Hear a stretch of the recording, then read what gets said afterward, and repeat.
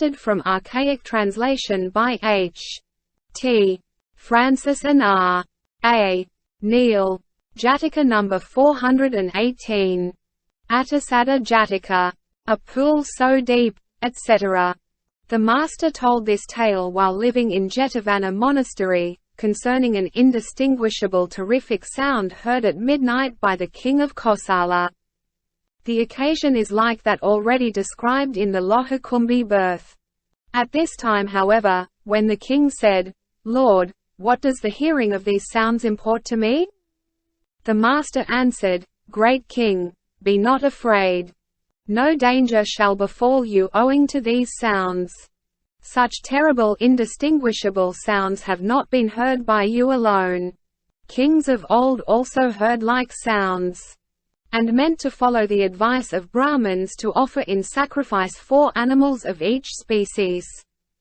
But after hearing what wise men had to say, they set free the animals collected for sacrifice and caused proclamation by drum against all slaughter. And at the king's request, he told the old tale.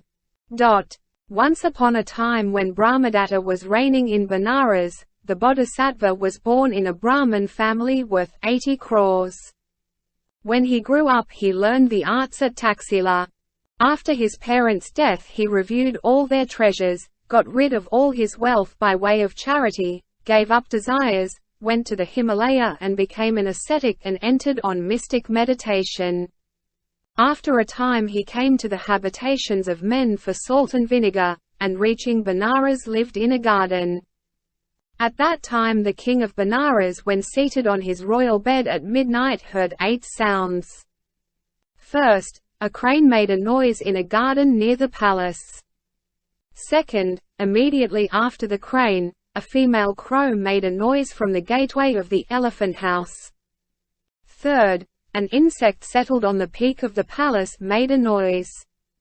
Fourth, a tame cuckoo in the palace made a noise.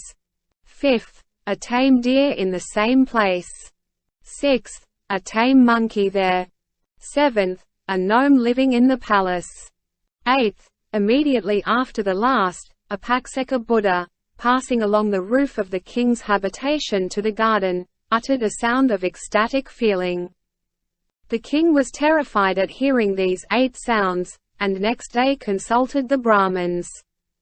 The Brahmins said, "Great king, there is danger for you. Let us offer sacrifice out of the palace." And getting his leave to do their will, they came in joy and delight and began the work of sacrifice. Now a young pupil of the oldest sacrificial Brahmin was wise and learned. He said to his master, "Master, do not cause such a harsh and cruel slaughter of so many creatures." Pupil, what do you know about it? Even if nothing else happens, we shall get much fish and flesh to eat. Master, do not, for the belly's sake, an action which will cause rebirth in hell. Hearing this, the other Brahmins were angry with the pupil for endangering their gains. The pupil in fear said, "Very well, devise a means then of getting fish and flesh to eat," and left the city looking for some pious ascetic able to prevent the king from sacrificing. He entered the royal garden and seeing the Bodhisattva, he saluted him and said, "Have you no compassion on creatures? The king has ordered a sacrifice which will bring death on many creatures. Should you not bring about the release of such a lot?" Young Brahmin, I do not know the king of this land, nor he me. Sir, do you know what will be the consequence of those sounds the king heard? I do. If you know, why do you not tell the king? Young Brahmin, how can I go with a horn fastened on my forehead to say, I know? If the king comes here to question me, I will tell him. The young Brahmin went swiftly to the king's court, and when he was asked his business, he said, "Great king, a certain ascetic knows the issue of those sounds you heard. He is sitting on the royal seat in your garden, and says he will tell you if you ask him. You should do so." The king went swiftly, saluted the ascetic, and after friendly greeting he sat down and asked, Is it true that you know the issue of the sounds I have heard? Yes, great king. Then I request, tell me. Great king, there is no danger connected with those sounds. There is a certain crane in your old garden. It was without food, and half dead with hunger made the first sound. And so by his knowledge giving precisely the crane's meaning he uttered the first stanza. A pool so deep and full of fish they called this place of past. The Crane King's residence it was, my ancestors before. And though we live on frogs today, we never leave its shore. That, great king, was the sound the crane made in the pangs of hunger. If you wish to set it free from hunger, have the garden cleaned and fill the tank with water. The king told a minister to have this done. Great king, there is a female crow who lives in the doorway of your elephant house. She made the second sound, grieving for her son. You need have no fear from it, and so he uttered the second stanza. Oh, who of wicked Bandura, the single I will tear. My nest, my nestlings and myself oh. Who will now befriend? Then he asked the king for the name of the chief groom in the elephant house. His name, sir, is Bandura. Has he only one eye, O king? Yes, sir. Great king, a certain crow has built her nest over the doorway of your elephant house. There she laid her eggs, there her young in due time were hatched. Every time the groom enters or leaves the stable on his elephant, he strikes with his hook at the crow and her nestlings, and destroys the nest. The crow in this distress wishes to tear his eye and spoke as she did. If you are well disposed to her, send for Bandura and prevent him from destroying the nest. The king sent for him, rebuked and removed him, and gave the elephant to another. On the peak of your palace roof, great king, there is a wood insect. It bad eaten all the fig wood there and could not eat the harder wood. Lacking food and unable to get away, it made the third sound in crying. You need have no fear from it.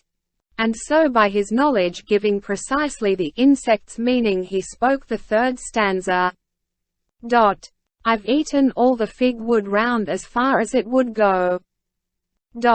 Hard wood a weevil likes not, though other food runs low. The king sent a servant and by some means had the weevil set free. In your habitation, great king, is there a certain tame cuckoo? There is, sir. Great king, that cuckoo was sadly longing for the forest when it remembered its former life. How can I leave this cage, and go to my dear forest? And so made the fourth sound. You need have no fear from it. And so he spoke the fourth stanza. Oh to leave this royal living. Oh to gain my liberty. Glad at heart to roam the wood, and build my nest upon the tree. So saying, he added, the cuckoo is sadly longing, great king, set her free. The king did so. Great king, is there a tame deer in your habitation? There is, sir. He was chief of the herd.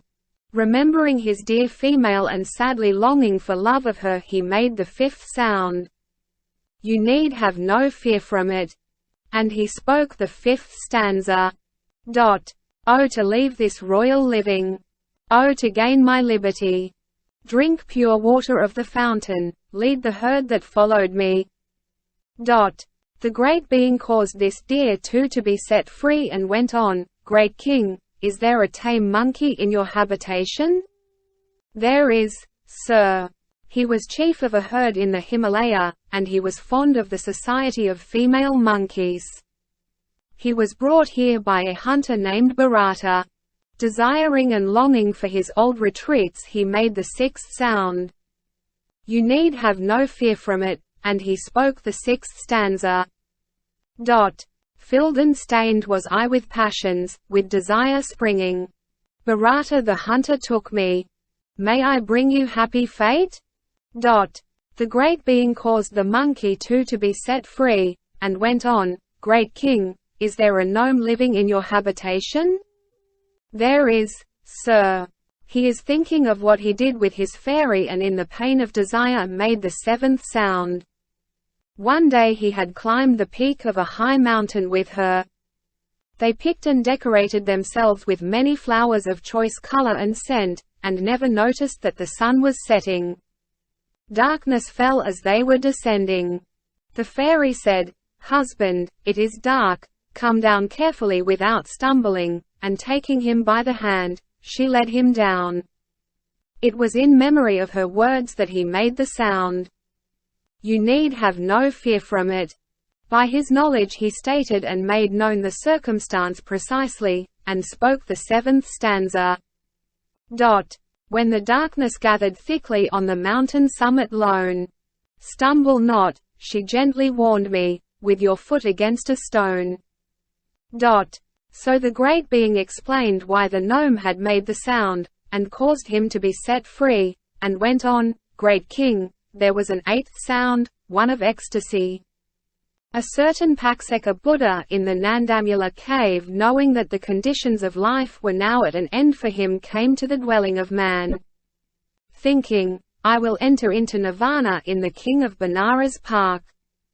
His servants will bury me, and hold sacred festival and revere my relics and so attain heaven. He was coming by his supernatural power, and just as he reached your palace roof, he threw off the burden of life and sung in ecstasy the song that lights up the entrance into the city of Nirvana.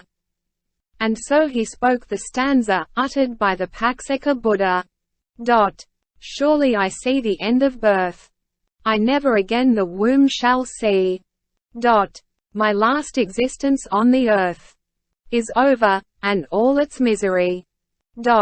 With these words of ecstasy he reached your park and passed into nirvana at the foot of a sal tree in full flower. Come, great king, and perform his funeral rites. So the great being took the king to the place where the Pakseka Buddha entered into nirvana and explained him the body. Seeing the body, the king with a great army paid honor with perfumes and flowers and the like. By the bodhisattva's advice he stopped the sacrifice, gave all the creatures their lives, made proclamation by drum through the city that there should be no slaughter, caused sacred festival to be held for 7 days, had the Pakseka Buddha's body burnt with great honor on a pyre heaped with perfumes, and made a stupa where 4 high roads meet. The bodhisattva preached righteousness to the king and encouraged him to diligence. Then he went to the Himalaya and there did works in the perfect states, and without a break in his meditations became destined for the Brahma heaven. After the lesson, the master said, Great king, there is no danger at all to you from that sound, stop the sacrifice and give all these creatures their lives. And having caused proclamation to be made by drum that their lives were spared, he identified the birth. At that time the king was Ananda, the pupil was Sariputra, and the ascetic was myself.